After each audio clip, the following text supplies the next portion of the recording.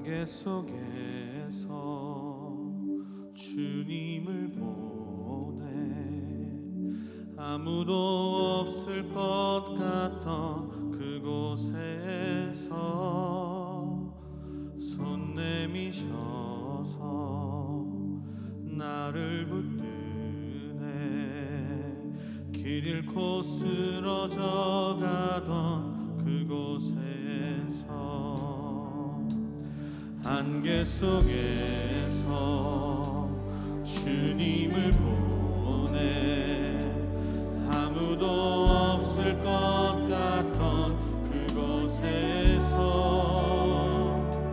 손 내미셔서 나를 붙드네 길 잃고 쓰러져 가던 그곳에서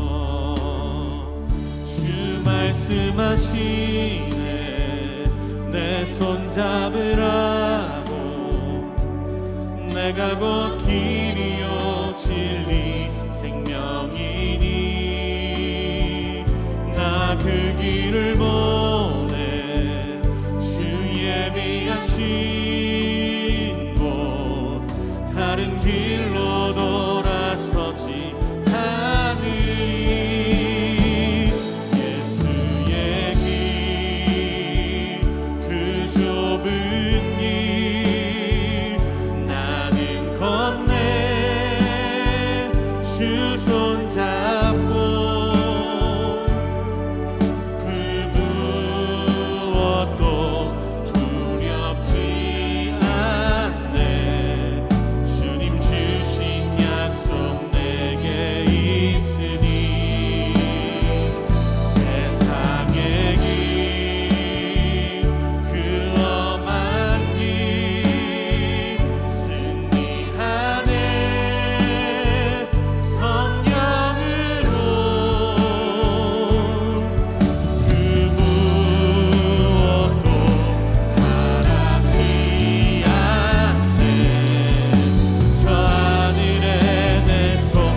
목소리 높여서 고백합니다. 예수의 길 예수의 길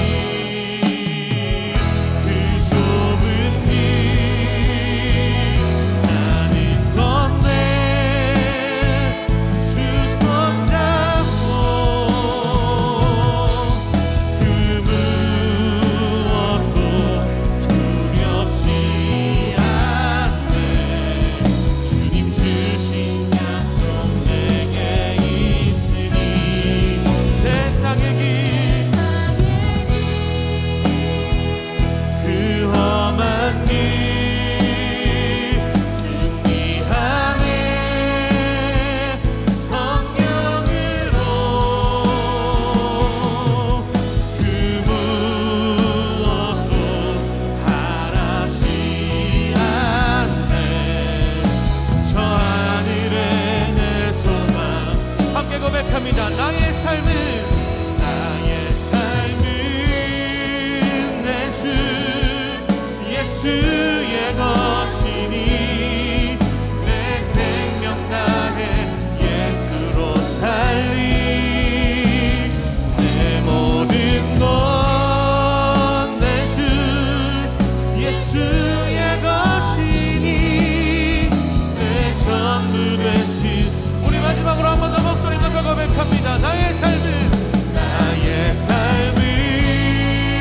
내 주 예수의 것이니 내 생명 다해 예수로 살리 내 모든 것 내 주 예수의 것이니 내 전부 되신 예수로 살리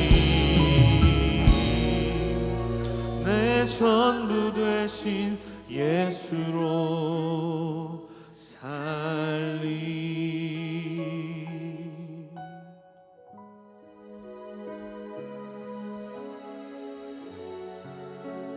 할렐루야. 우리는 날마다 주님으로 예수님으로만 살아갈 것입니다. 우리 그 믿음의 고백을 드리면서 하나님께 영광의 박수 감사의 박수 올려드리며 나아가겠습니다. 아멘.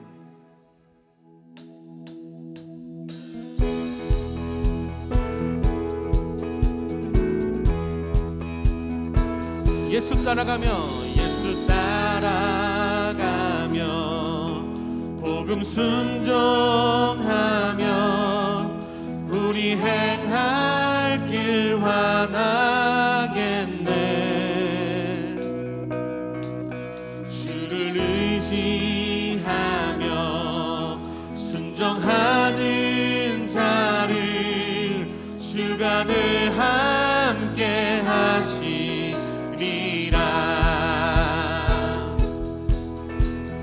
한 번 더 고백합니다. 예수 따라가며 예수 따라가며 복음 순종하며 우리 행할 길 완하겠네.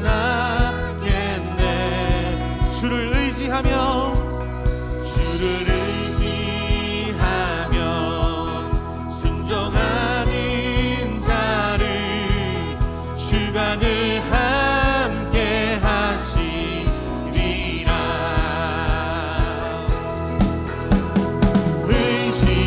의지하고 순종하는 길은 예수 안에 즐겁고 복된 길이로다.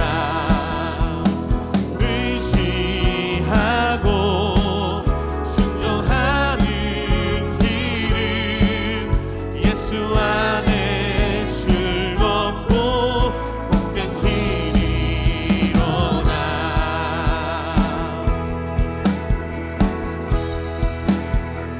해를 당하거나 우리 고생할 때 주가 위로해 주시겠네. 주를 의지하며 순종하는 자를 주가 안위해 주시리라.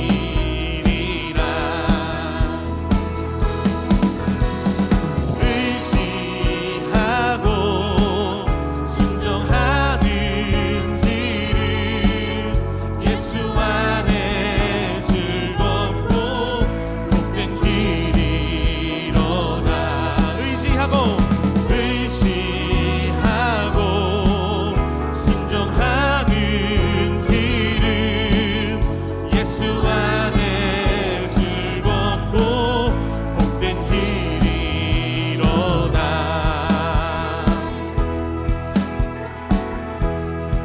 우리 받은 것을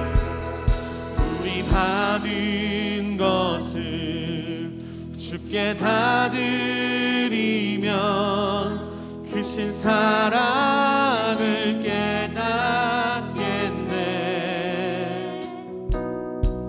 주를 의지하며 순종하는 자는 은혜 풍성케 하시리라. 힘차게 고백하며 나아갑니다. 의지하고 순종하는 길은 예수 안에 즐겁고 복된 길이. 의지하고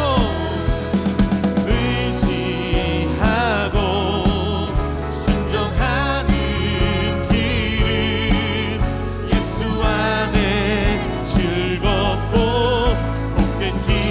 함께 고백합니다. 한 걸음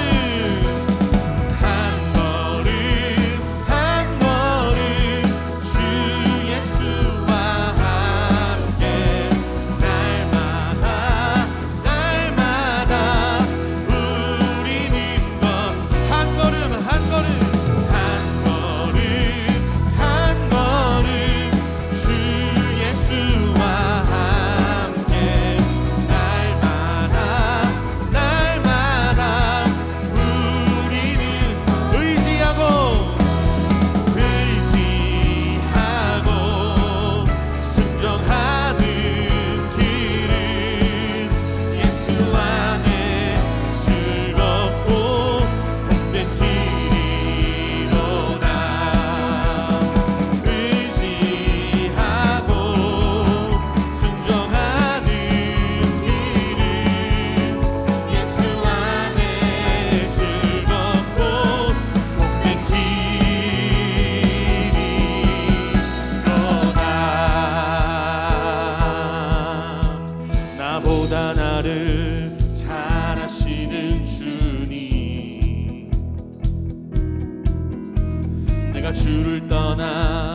어디로 가겠나이까. 나 어딜 가든지 주의 손이 나를 인도하시며 주의 오른손이 나를 붙드시리다. 나를 창세 전부터 계획하시고 지금까지 인도하시네. 하나님이여 주의 생각이 어찌 그리고 배로우신지요.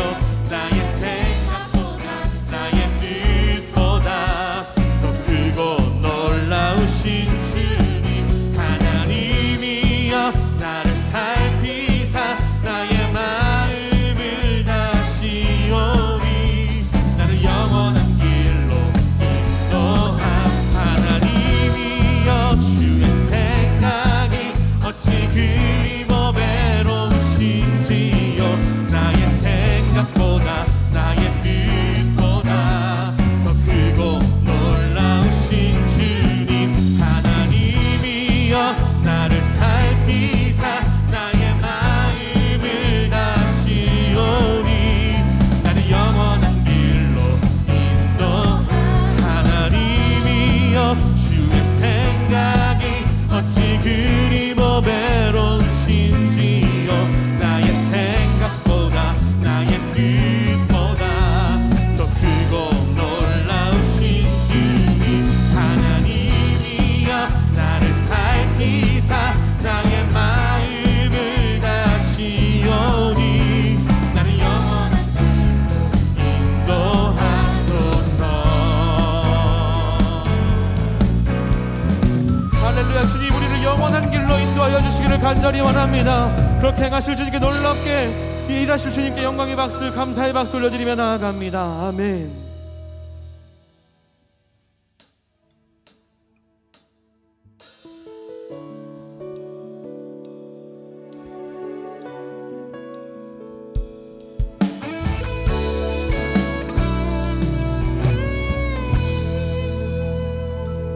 하나님의 사랑을 사모하는 자, 하나님의 평안을 바라보는 자, 너의 모든 것 창조하신 우리 주님이 너를 얼마나 사랑하시는지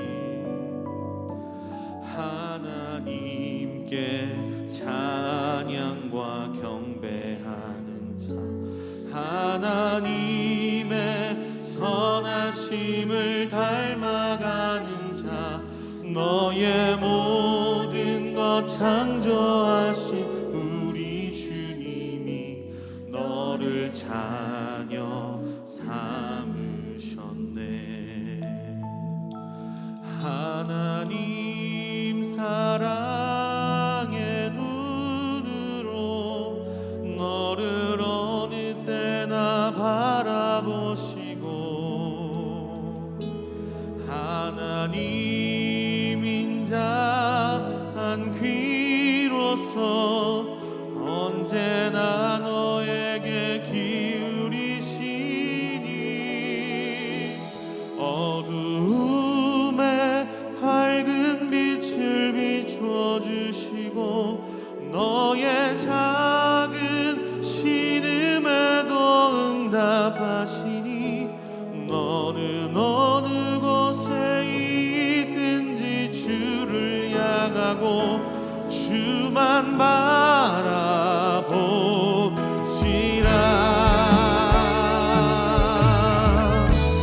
하나님의 사랑을 사모하는 자, 하나님의 평안을 바라보는 자, 너의 모든 것 창조하신 우리 주님이 너를 얼마나 '하나님의 사랑을 사모하는 자, 하나님의 평안을 바라보는 자, 너의 모든 것 창조하신 우리 주님이 너를 얼마나 사랑하시는지. '하나님의 사랑을 사모하는 자, 하나님의 평안을 바라보는 자, 너의 모든 것 창조하신 우리 주님이 너를 얼마나 사랑하시는지.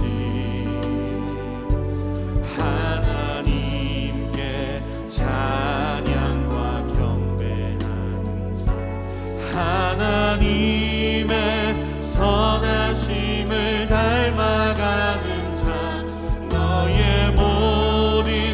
창조하신 우리 주님이 너를 자녀 삼으셨네. 하나님 사랑의 눈으로 너를 어릴 때나 바라보시고 하나님 인자한 귀로서 언제나 너에게 기울이시니 어두움에 밝은 빛을 비춰주시고 너의 작은 신음에도 응답하시니 너는 어느 곳에 있든지 주를 향하고 주만 봐. 우리 시간 함께 기도하며 나아가면 좋겠습니다. 주님 언제나 우리를 지켜봐 주시옵소서. 주님 우리의 삶 가운데 우리의 교회 가운데 하나님 우리를 불끝같이 지켜주시고 하나님 주의 능력으로 말미암아 우리가 일어날 수 있도록 인도하여 주옵소서라고 예수님으로 말미암아 우리 교회가 새로워질 수 있도록 해달라고 우리 함께 기도하며 나아가면 좋겠습니다. 우리 교회를 위해서 우리 가정을 위해서 우리를 새롭게 하여 주시옵소서. 우리 교회가 주님만 바라보게 하여 주옵소서라고 함께 기도하며 나아갑니다. 하나님 우리를 하늘 붙잡아 주시옵소서. 하나님 우리가 주님만 바라보게 하여 주시옵소서. 하나님 우리는 주님만 찬양할 것입니다. 하나님 우리는 주님만 높여드릴 것입니다. 하나님 우리는 주님만 경배하며 나아갈 것입니다. 2022년도 우리의 교회 가운데 우리의 가정 가운데 우리의 삶 가운데 2022년도 하나님 말씀 가운데 거하도록 말씀을 통하는 삶이 되도록 하나님 우리가 기도하며 간구하며 하나님만 의지하며 나아가도록 도와주시옵소서.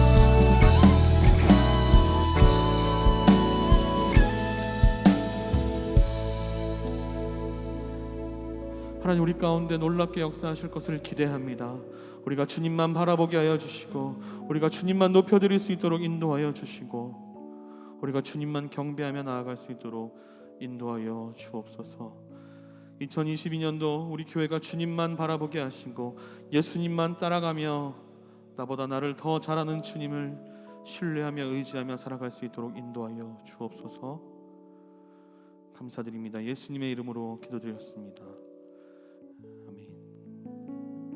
오늘 우리에게 주신 하나님의 말씀 역대상 9장 33절 말씀 또 찬송하는 자가 있으니 곧 레위 족장이라 저희가 골방에 거하여 주야로 자기 직분에 골몰함으로 다른 일은 하지 아니하였더라. 아멘.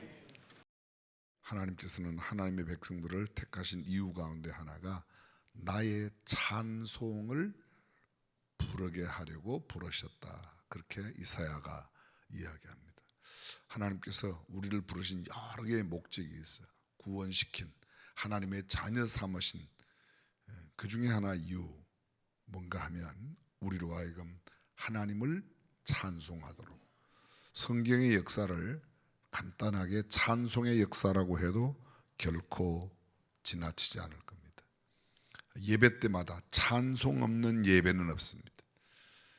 근래에 곡조가 있게 노래를 크게 소리내지 못하게 하는 코로나 팬데믹으로 그런 것들은 있지만 그래도 여전히 저희들은 하나님을 찬송하기 위하여 택함받은 백성이라는 데 대해서는 그 누구도 이의를 제기하지 않습니다. 하나님 말씀을 나누기 전에 언제나 찬양대가 찬양을 합니다. 찬양대에 대한 표현 보통 교회에서 두 가지 써죠. 찬양대 또는 성가대라 이렇게 말하는데 사실은 하나님을 찬양하는 일에는 거룩할 성자 노래가자 거룩한 노래로만 하는 게 아니라 때로는 악기를 동원하고 때로는 몸으로 worship dance로 그래서 찬양을 드리는 모든 단원들을 이야기할 때는 찬양대라는 표현이 훨씬 더 성경적이다 이렇게 말할 수 있습니다. 뭐 성가대가 꼭 틀린 말은 아니지만 노래만 거룩한 구별된 노래만 하는 것이 아니라 때로는 몸 찬양을 드리고 때로는 장구치며 소고치며 북치고 이렇게 여러 악기를 동원해서 악기를 통하여 찬양을 드린다. 그런 찬양대죠. 악기 연주하는 사람은 성가대는 아니에요. 성가대는 가운을 입고 구별된 옷을 입고 거룩한 예복 성경 이렇게 되어 있는데 하나님 앞에 드리는 노래입니다.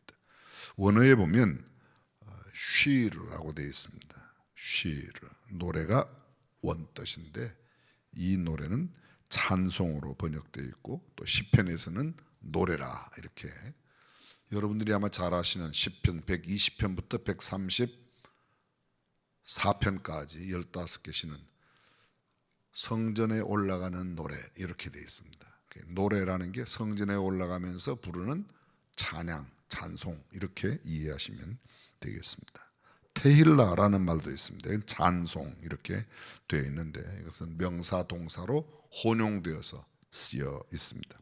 아이노스, 이건 헬라어 명사입니다. 이것은 그냥 찬양, 또 동사로 쓸 때는 찬양하다.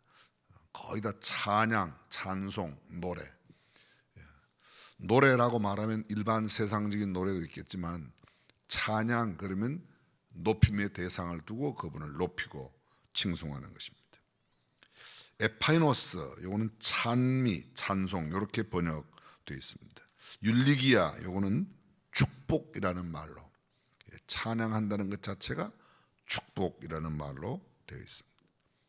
우리가 지금 사용하고 있는 여러 성경 번역 가운데 새 번역에는 보게 되면 찬양이란 말이 굉장히 많이 나옵니다. 무려 288번, 찬송이라는 말이 78번, 찬미라는 말도 11번이나 찬미, 찬송, 찬양 이게 다 성경에 기록되어 있습니다. 교회 내에 하나님 앞에 예배 드릴 때에 찬양하며 드리는 회중의 찬양, 그다음에 오케스트라의 찬양, 목소리로 찬양, 몸으로 찬양, 모든 찬양하는 사람들 전체를 찬양대라고 해도 결코 틀린 말이 아니라는 겁니다. 어쨌든 성가는 거룩한 노래를 부르는 제한된 용어라면 찬양대는 모든 찬양을 하는 사람으로 이해하시면 좋겠습니다. 이 찬양이 어디로부터 나오는가 하면 구약 아주 오랜 옛날부터 기록이 되어 있습니다. 에덴 동산, 하나님께서 최초로 아담과 하와를 만드셨을 때에 이 에덴이라는 말이 작은 숲, 귀족의 정원, 왕족의 사냥터, 귀족 정원, 아주 기쁨과 즐거움으로 즐기는 곳이에요. 그 즐김에 빠지지 않는 것, 그게 노래입니다. 누구와 즐기냐? 하나님과 함께 즐긴다. 그래서 에덴 동산이 노래 동산이다, 찬양 동산이라고 해도 틀린 말이 아니라는 것이죠. 노아의 예언에 보면 창세기 4장 이하에 쭉 나와 있습니다. 족보를 이야기할 때도 족보에도 잘 나와 있습니다. 라멕의 두 아내를 취하였으니 하나의 이름은 아다요 하나의 이름은 실라며, 아다는 야발을 낳았으니 그는 장막에 거하여 육축 치는 자의 조상이 되었고, 그 아우의 이름은 유발이니 그는 수금과 퉁소를 잡는 모든 자의 조상이 되었다. 악기 연주하는 자의 조상. 이게 창세기 4장에 벌써 5장에 나타납니다. 창세기 9장에 보면 노아가 방주에서 나온 뒤 술 취하죠. 술에서 깨어났습니다. 그의 작은 아들이 자기에게 행한 일을 알고 이에 이르되 가나안은 저주를, 함의 하는 일에 대해서는 저주를 받고 그의 형제들의 종이 될 것이라고 이야기합니다. 또 셈의 하나님 여호와를 찬송하리로다. 아주 구체적인 찬송의 이야기가 언급되어 있습니다. 출애굽기에 보게 되면 이스라엘 백성들이 홍해바다를 건너고 난 뒤에 모두가 다 함께 홍해바다를 건너자마자 육지같이 건넌 뒤에 이때의 모세와 이스라엘 자손이 이 노래로 여호와께 노래하니 찬양하니 이렇게 되어 있습니다. 일러스되 내가 여호와를 찬송하리니 그는 높고 영화로우시며 말과 그 탄자를 바다에 던지셨으미로다. 여호와는 나의 힘이요 노래시며 나의 구원이시로다. 그는 나의 하나님이시니 내가 그를 찬송할 것이요 내 아비의 하나님이시니 내가 그를 높인다. 여기 찬송, 높임 계속 거듭 강조되고 있습니다. 큰 일을 경험하고 나서 그때 하나님 앞에 찬양합니다. 요단강에서 그들이 찬양합니다.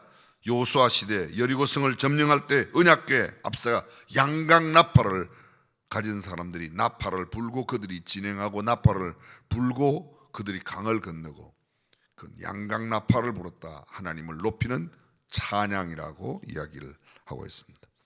사사시대 사사들이 하나님의 큰 역사를 베풀고 난 뒤에 하나님을 찬양했습니다. 여러분이 잘 아시는 입다가 전쟁에 승리하죠. 그가 전쟁에 나가기 전에 하나님, 이 전쟁에 승리하면 내가 가장 먼저 만나는 사람을 하나님 앞에 제사로 드리겠습니다. 벌써 입다의 전쟁의 승리 소식을 들었던 입다의 무남동녀 외동딸이 소고치며 춤을 추고 나오는데, 소고치고 춤을 춘다, 전쟁의 승리를 기뻐하며 하나님 앞에 찬송하는 그를, 신학적으로 참 어려운 문제가 많이 있습니다. 그 사랑하는 하나밖에 없는 딸을 하나님 앞에 제물로 제사 드렸다 하는데, 선지자들도 마찬가지입니다. 사무엘 시대는 이미 선지자 학교에 찬양대가 있었습니다. 뿐만 아니라 사울이 나귀를 찾았을 때 선지자의 무리가 비파와 소고와 저와 수금을 앞세우고 예언하면서 내려왔다, 찬양했다고 이야기합니다. 이미 예언과 찬양이 병행하고 있었다는 사실을 보여줍니다. 사무엘상 10장에 보게 되면 그 후에 내가 하나님의 산에 이르니 그곳에는 블레셋 사람의 영문이 있느니라. 네가 거리로 가서 그 성읍으로 들어갈 때에 선지자의 무리가 산당에서부터 비파와 소고와 저와 수금을 앞세우고 예언하며 내려오는 것은, 악기로, 요새로 말하면 고적대가 움직이듯이 이렇게 찬양하는 악기 부대가 있었다고 이야기합니다. 우리가 잘 알고 있는 다윗 마찬가지입니다. 다윗 사무엘상 16장 17절 이하에 보면 사울이 신하에게 이르되 나를 위하여 잘 타는 사람을 구하여 내게로 데려오라 하니 소년 중 한 사람이 대답하여 이르되 내가 베들레헴 사람 이새의 아들을 본즉 수금을 잘 탈 줄 알고 용기와 무용과 구변이 있는 준수한 자라. 여호와가 그와 함께 계시고 여호와가 그를 당신에게 인도합니다. 그가 사울 왕에게 소개가 되었습니다. 다윗의 노래를 들은 소년이 그의 노래를 들으니 하나님이 함께 하심을 알았다고. 다윗이 노래할 때 그 노래를 들으며 하나님이 그와 함께 하심을, 노래를 할 때 하나님이 그와 함께 하신다는 것을 백성들이 보고 알았다고 이야기합니다. 사무엘상 16장 22절 이새에게 사람을 보내어 이르되 청컨대 다윗으로 내 앞에 모셔 서게 하라. 그가 내게 은총을 얻었느니라 하니라. 하나님의 부리신 악신이 사울에게 이를 때에 다윗이 수금을 취하여 손으로 탄적 사울이 상쾌하여 낫고 악신은 그에게서 떠나니라. 사울이 악신이 접하였을 때 다윗이 그 옆에 악기를 연주하였더니 귀신이 떠나가고 사울의 마음이 상쾌하고 건강이 회복되었다. 찬양은 귀신을 물리치는 놀라운 역사가 있는 줄로 믿습니다. 오늘 아침 참 의미 있는 시간, 40년 동안 찬양대의 자리를 지켰다. 정말 굉장하죠? 우리 모두도 다 마찬가지입니다. 찬양. 다윗이 왕이 되어 법궤를 모셔올 때 보면 오벳 에돔에서 법궤를 가져올 때 나가서 찬양합니다. 그때 몸으로 찬양해요. 우리가 잘 아는 대로 바지가 내려가는 줄도 모르고 몸으로 찬양했습니다. 요사이 가끔 교회에서 젊은 아이들이 월십 댄스라고 그래서 막 무용하고 왔다 갔다 하고 막 그러면 그걸 별로 좀 덜 좋아하시는 어르신들이 경건치 못하게, 경건의 기준이 어디에 있는지 모르겠어요. 여러분, 하나님 앞에 다윗이 얼마나 요란하게 춤을 췄으면 바지가 내려갔겠습니까? 그죠?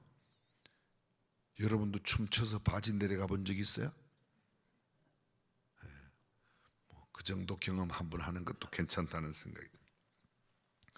오벳 에돔의 집에서 다시 궁중으로 법궤를 메올 때에 왕인 다윗이 모든 백성들과 함께 힘을 다하여 하나님께 찬양했습니다. 당시 이미 여러 가지 악기가 개발되었습니다. 비파와 수금과 소고와 양금과 재금 등등 여러 가지 악기들이, 찬양이 예배화되어 있었고 찬양대가 이미 형성되어 있었다고 말합니다. 솔로몬 시대에도 마찬가지입니다. 왕정 시대, 그러니까 주전 예수님이 땅에 오시기 전 옛날부터 시작해서 쉽게 말하면 이스라엘 백성들이 포로로부터 돌아와서 신구약 중간기 접어들기 전까지만 해도 굉장히 많은 음악 활동들이 예배에 함께 했었습니다. 그리고 예수님이 이 땅에 태어났을 때도 가장 먼저 한 일은 천사들이 하나님 앞에 찬양을 드리는 일을 했다. 이렇게 우리가 이해하시면 좋겠습니다. 그렇습니다. 수많은 악기와 악단에 대한 이야기, 찬양대에 관한 이야기가 성경에 빼곡히 담겨져 있습니다. 역대하 20장에 보게 되면 여호사밧 왕 시절에, 유다의 여호사밧 왕 때에 모압과 암몬과 몇 마흔 사람들이 연합군이 형성되어서 여호사밧, 이 유다를 침공해 옵니다. 그때 여호사밧이 하나님 앞에 나가 밤을 새면서 기도해. 하나님, 대체 이 대안, 소위 전쟁을 대할 능력이 없습니다. 계략도 없습니다. 나는 아무것도 할 수 없습니다. 그때 하나님께서 지혜를 주세요. 어떤 지혜를 주시죠? 너희 가운데 노래하는 자를 성별한 옷을 입혀 가장 먼저 내보내라고 말합니다. 그 맨 앞에, 군대도 안 나가고 군대 앞에 가장 먼저 찬양대가 나가게 됩니다. 성경을 그대로 읽으면 여호사밧이 엎드려 경배하고 심히 큰 소리로 이스라엘 하나님 여호와를 찬송하니라. 노래하는 자를 택하고 거룩한 예복을 입히고, 가운이에요. 거룩한 예복을 입히고 군대 앞에서 행하며 여호와를 찬송하여 이르기를 여호와께 감사하세. 그 자비하심이 영원하시도다. 그 노래와 찬송이 시작될 때에 그들을 쳐들어왔던 그 모든 사람들이 다 혼비백산해서 물러갔습니다. 총 쏘지 않았습니다. 활 쏘지 않았습니다. 칼 하나 쓰지 않았습니다. 그들은 무기를 전혀 사용하지 않았는데 찬양만 드렸는데 그들의 대적이 다 물러갔습니다. 찬양은 위대한 힘이 있는 줄로 믿습니다. 그렇습니다. 이스라엘 백성들이 포로로 붙잡혀 갔죠. 그 이후에 포로로 붙잡혀 갑니다.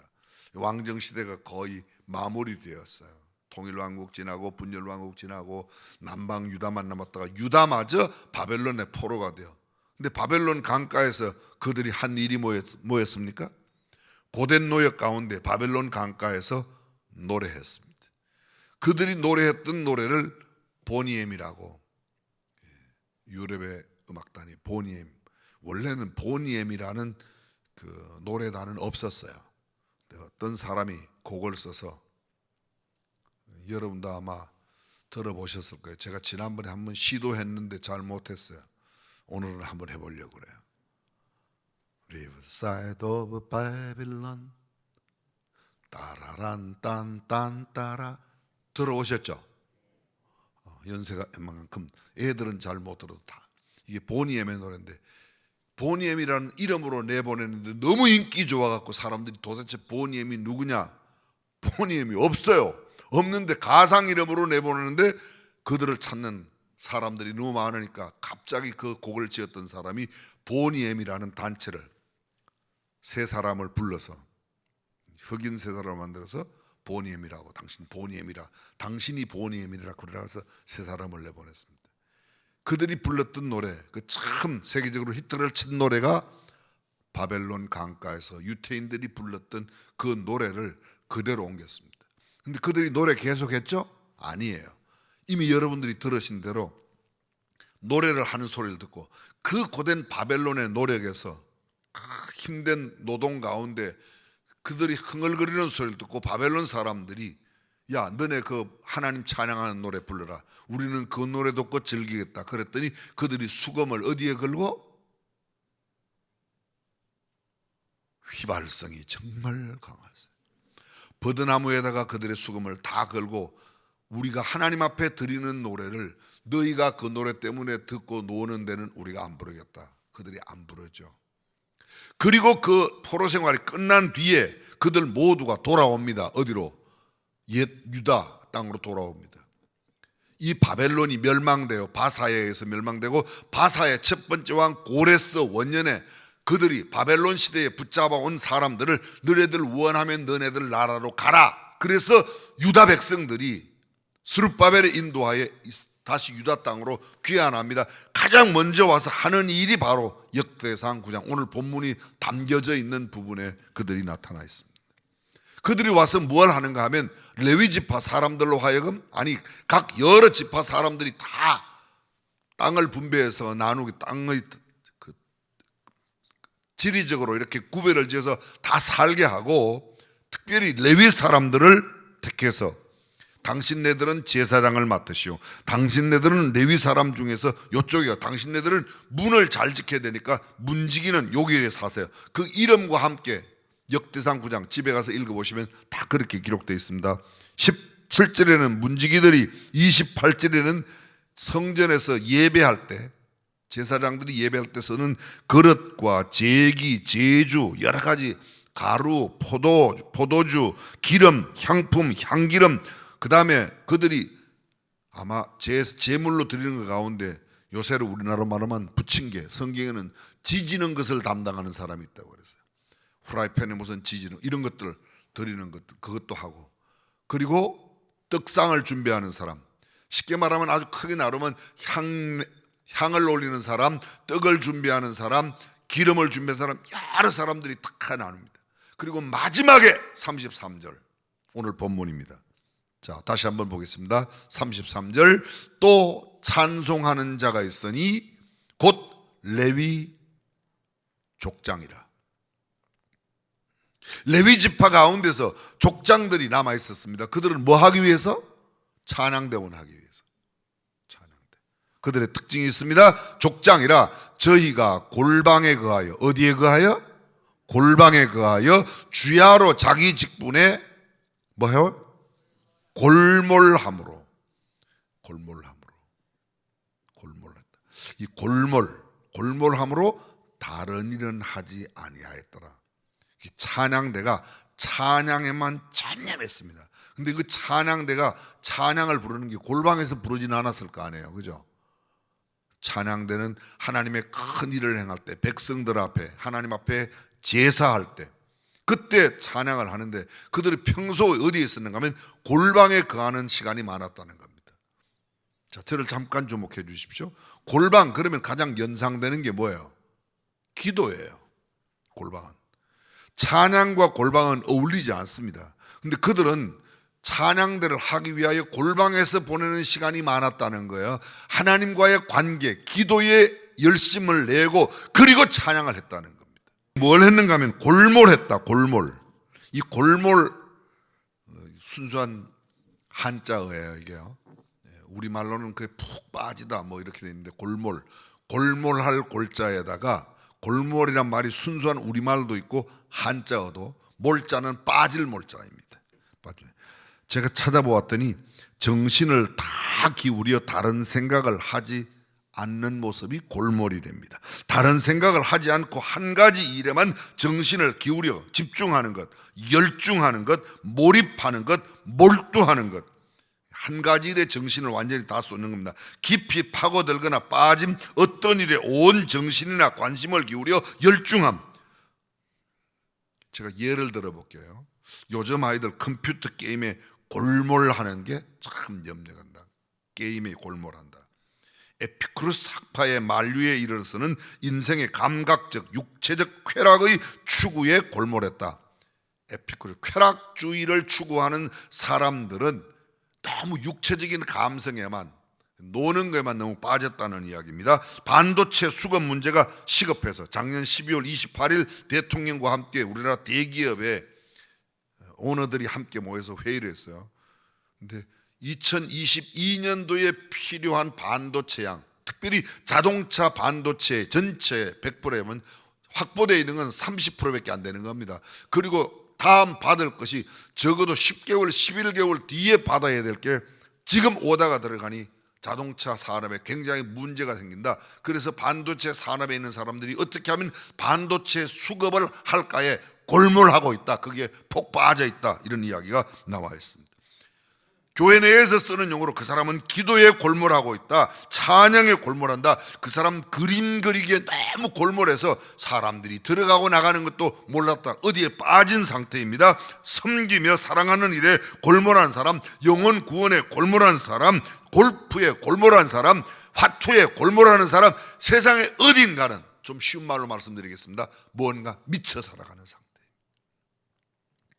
누군가 어디에는 다 조금씩, 어떤 사람은 돈 버는 일에 미쳤습니다. 어떤 사람은 연애에 미쳤습니다. 어떤 사람은 도박에 미쳤습니다. 어떤 사람은 바둑에 미쳤습니다. 저는 바둑을 잘 두지는 못하는데요, 초등학교 5학년 때 신문 돌리면서, 중학교 때 신문 돌리면서 지국에 가면 이렇게 바둑이 있어요. 그래서 오목부터 배웠어요. 오목부터. 잘 못 둬요. 근데 바둑은 이렇게, 바둑을 몇 번 두고 났더니 이렇게 사람들 만나지만 전부 다 머리가 흰 돌 검은 돌로 보여요. 그게 왜 그런가 하면 빠져가지고 그렇죠. 저는 잘 모르는데, 당구는 잘 안 쳐봐서 모르는데, 당구를 치고 나면 당구에 빠지면 전부 다 흰 다마 빨간 다마로 갈고, 뭐 어떻게 이게 그렇게 된다며요? 고개를 끄덕끄덕 하시는 장로님들이 여러 분 계신데, 당구 좀 빠져보신 분들이 빠지는 겁니다. 그 사람은 지금 현재 어디에 빠져 있다? 우리가 그러죠. 그 사람이 이단에 폭 빠져서 그렇게 빠진 상태입니다. 우리말로 좀 해볼까요? 순수 우리말로 미쳤다는 거예요.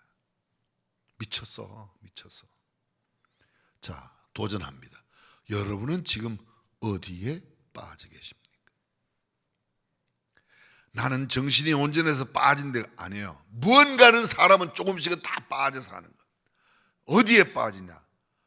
바울이 베스도 총독, 당시에 팔레스타인, 소위 유대의 나라를 다 로마가 와서, 그 로마 정부에서 보낸 총독이 왔습니다. 벨릭스가 오고 베스도가 왔어요. 그때 왕은 아그리빠 왕이었습니다. 그 왕 앞에 동시에 베스도 총독 앞에 붙들려 갑니다. 벨릭스가 임기를 마치고 돌아가면서 베스도가 새로 부임해 오자 베스도 앞에 섰습니다. 바울은 자기가 다메섹 도상에서 예수님 만난 간증을 다 그에게 합니다.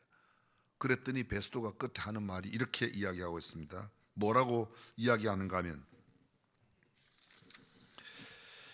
바울아, 내가 미쳤도다. 네 많은 학문이 너를 미치게 한다 하나 바울이 가로되 베스도가 가여 내가 미친 것이 아니요 참되고 정신 차린 말을 하나이다. 이 총독이 보기에 바울은 복음에 완전히 미쳐 있습니다. 그러니까 너는 나한테, 네 이야기하면서 나한테 예수 믿게 만들려고 한다, 그렇게 합니다. 그리고 아그리빠 왕에게 보냈습니다. 왕이 이야기합니다. 왕이 바울에게 말합니다. 네가 적은 말로 나를 구원하여 그리스도인 되게 하려 하는도다. 바울이 가로되 말이 적으나 많으나 당신뿐 아니라 오늘 내 말을 듣는 모든 사람이 다 이렇게 결박한 것, 내가 지금 이렇게 쇠사슬에 매여 있는 것 말고는 나와 같이 되기를 원합니다. 당신이 보기에 내가 예수에 미친 사람 같으면 내가 이렇게 쇠사슬에 몸이 매인 것 말고 당신도 예수에 미치기를 바랍니다. 이야기하고 있는 장. 바울은 복음에 미친 사람입니다. 다시 한번 도전합니다. 저와 여러분은 어디에 미쳐 있습니까? 오늘 본문에 있는 찬송하는 사람들은 골방에서 기도의 골몰해요. 찬양하는 그 일을 위하여 골몰하고 있는 사람입니다. 우리는 무엇에 골몰하고 있는가? 저와 여러분들이 골몰, 그걸 좀 좋은 말로 표현하면요, 집중하는 거죠. 집중. 기억나십니까? 선택과 집중. 그 사람의 미래의 결정은 오늘 무엇을 선택하고 얼마나 집중하였느냐가 그의 미래를 결정합니다. 신앙도 마찬가지입니다. 내가 어떤 타입의 신앙을 갖고 어디에 몰두하고 있느냐, 어디에 골몰하고 있느냐, 어디에 깊이 빠져 있느냐가 나의 내일의 영적인 상태를 결정하는 겁니다. 하나님 나라의 상급을 결정하는 겁니다. 마이클 포트라고 하는 경영 전략학자가 이 선택과 집중이라는 것을 갖다가 이론화시켰습니다. 특정 분야를 선택하고 거기에 시간과 자원을 이렇게 집중시키는 전략. 왜요? 살아남으려고 하면. 왜요? 이기려고 하면, 성공하려고 하면, 내가 바라는 바를 성취하려고 하면, 내가 이기기 위해서는 반드시 무언가 분산시키지 말고 집중해야 된다. 내가 가지고 있는 것은 제한되어 있는데 그것을 여기저기 다 나누었으면 별로 효과가 없는데 한 군데 선택해서 그것에 집중하면, 그것에 몰두하면, 몰입하면 내가 얻고 싶은 것을 얻을 수 있다. 그렇게 이야기하고 있습니다.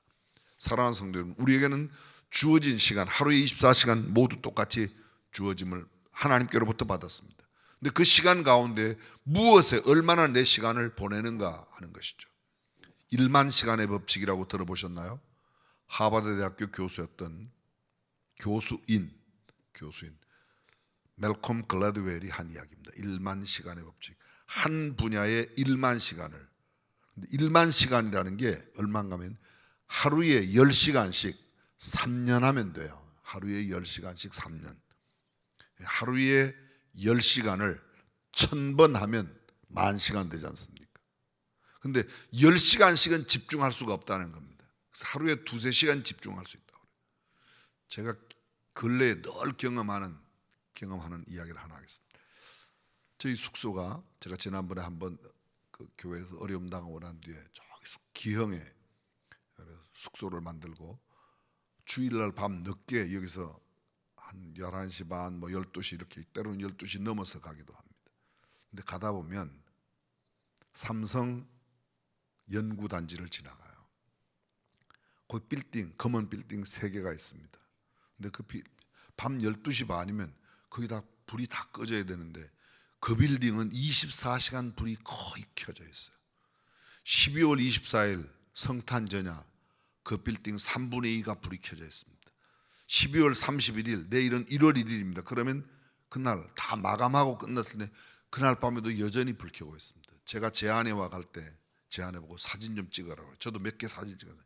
12월 31일 날짜가 나오도록 해서 사진 찍어요.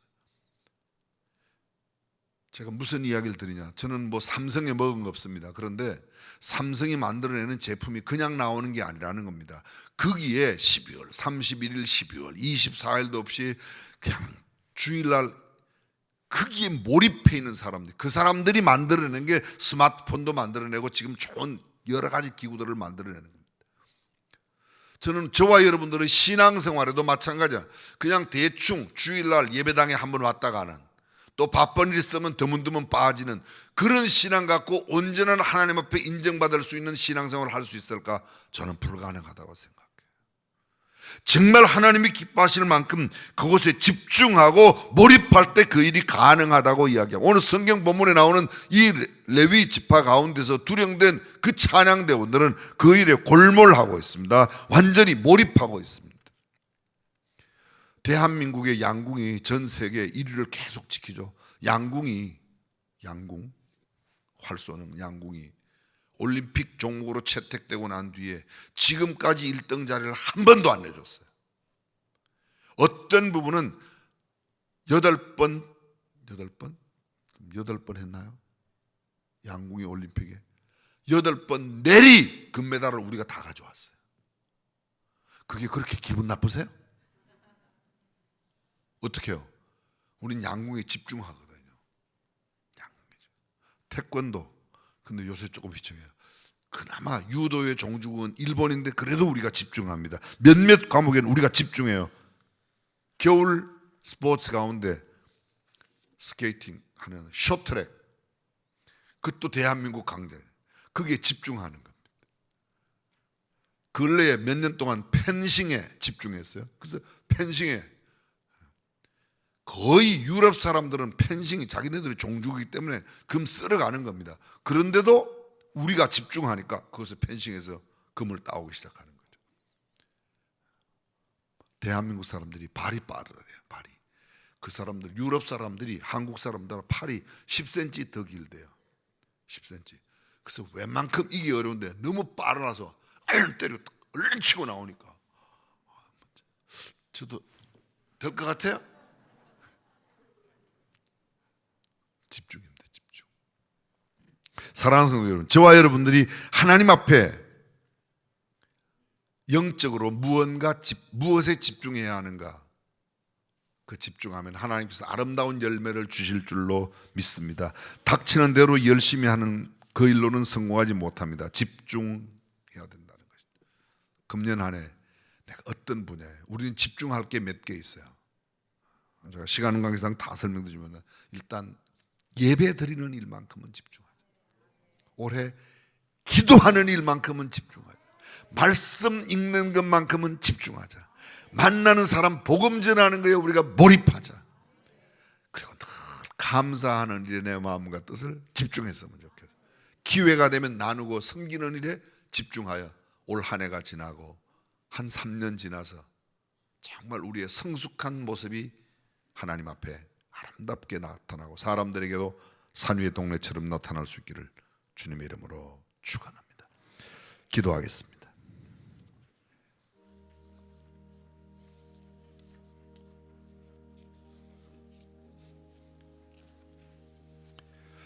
전능하신 우리 하나님,